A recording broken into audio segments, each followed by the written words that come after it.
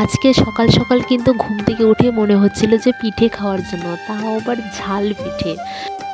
জেনাম পাতা দিয়ে কার কার ঝাল পিঠা খেতে ভালো লাগে অবশ্যই জানাবে। আর ঝাল পিঠাটা কিন্তু জেনাম পাতা দিয়েই ভালো লাগে, অন্য কিছু দিয়ে ভালো লাগে না। তো ঝাল পিঠা বানানোর জন্য প্রথমে এখানে নিয়ে নিয়েছে 3 বাটি বিন্নি চালের গুঁড়া আর 1 বাটির মতো নর্মাল চালের গুঁড়া, ঠিক আছে। তারপর দেখো এখানে পরিমাণ মতো লবণ দিয়ে এই যে কাঁচা লঙ্কাটা এখানে কেটে রেখেছে, কাঁচা লঙ্কার সাথে ভালো করে মেখে তারপর কিন্তু এটাকে দেবে, না হলে ঝালটা হবে না। তো এখানে দিয়েছে জেনাম পাতা, কাঁচা লঙ্কা কুচি আর দিয়েছে ধনে পাতা কুচি। তারপর দিয়েছি এখানে 1 চামচের মতো হলুদ, 1 চামচের মতো গুঁড়া লঙ্কা আর 1.5 চামচের মতো জিরে গুঁড়া, কারণ এখানে ধনেটা দেওয়া যাবে না।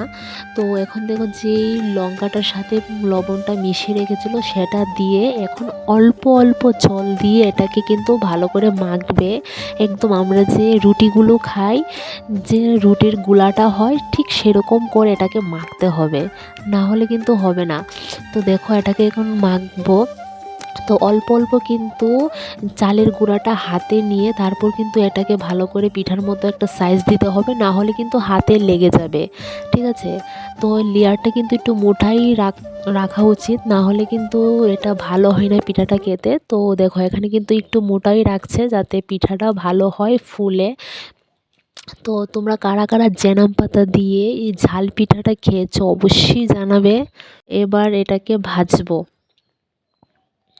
তো এখানে দেখো চুলার মধ্যে আগুন ধরিয়ে তেল বসিয়ে দিয়েছি, এখন পিঠাগুলো একে একে দিয়ে এখন ভাজা স্টার্ট করি।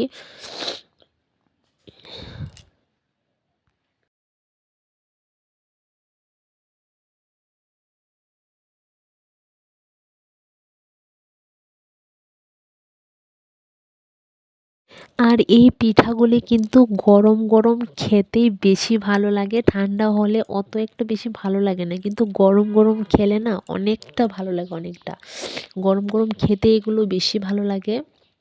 তো দেখো একে একে কিন্তু আমি এখানে পিঠাগুলো বানিয়ে নিচ্ছি। আমার কিন্তু পিঠা বানানো কমপ্লিট হয়ে গেছে, এক থালা কিন্তু হয়েছে।